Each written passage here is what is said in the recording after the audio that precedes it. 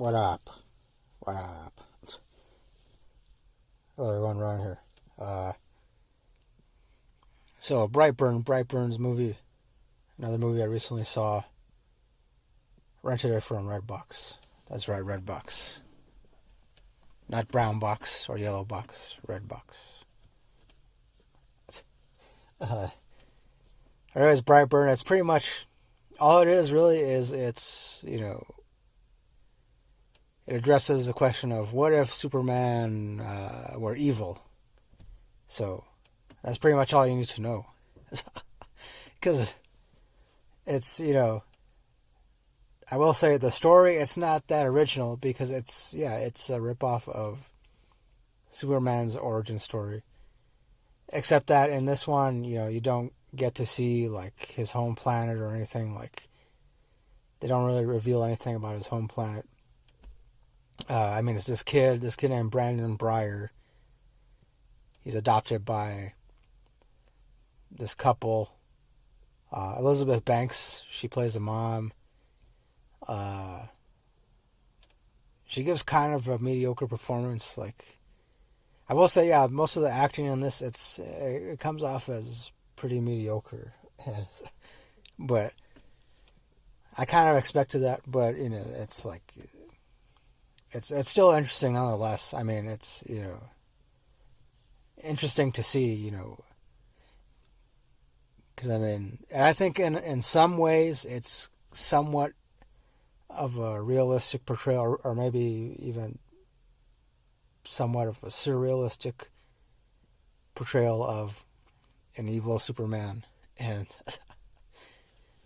because it pretty much it made me rethink the whole Superman thing, because it made me think about, what if, Superman, when he was a baby and he landed here on Earth and he was found by,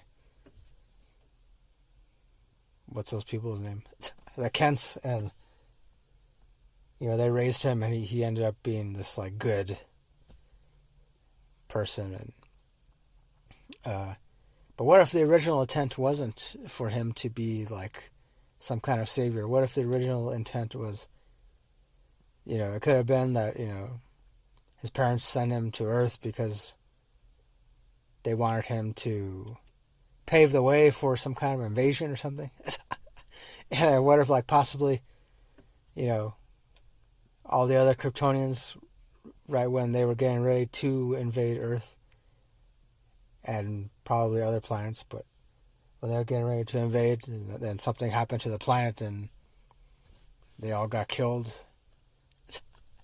And I don't know, that's kind of what I thought about, while watching Brightburn. And of course, there are some horror elements,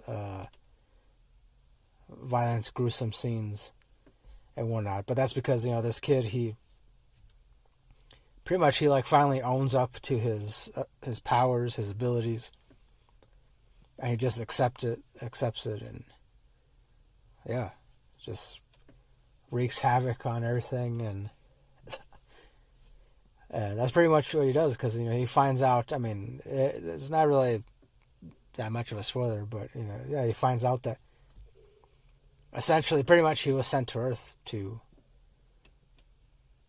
take it over, or at the very least, I guess, set it up for some kind of invasion or something like that. So, yeah.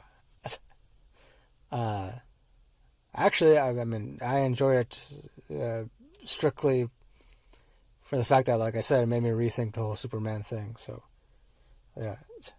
I guess I would say, this movie isn't for everyone. If you expect, this huge, this big budget kind of superhero thing, then no, that's not what this is. And if you don't like seeing a lot of gruesome stuff, then you probably won't like this. But otherwise, if you don't mind a little gruesome scene, some gruesome stuff here and there, and especially if you're interested in seeing, what if Superman were evil, that whole thing, then this movie, you might really like this movie. You might like it as much as I did. So once you get past the mediocre acting, and but overall, I would give it bare minimum 7.5 out of 10, and I guess I could round up to 8, I guess, but I don't know. For now, I guess I would leave it at 7.5 out of 10. So, because also too, the way it ends, I won't give away the end, but of course, aside from the fact that he causes a lot of destruction, kills a lot of people, but the way it ends, and then it makes it seem like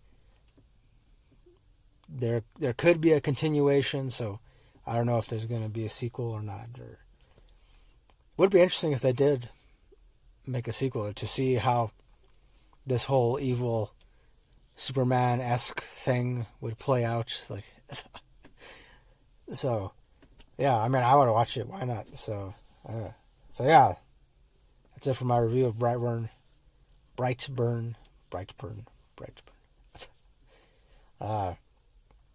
Once again, I give it a 7.5 out of 10. Thanks for watching. Thanks for listening. As always, next time, don't forget, keep it real, keep on rocking, and peace.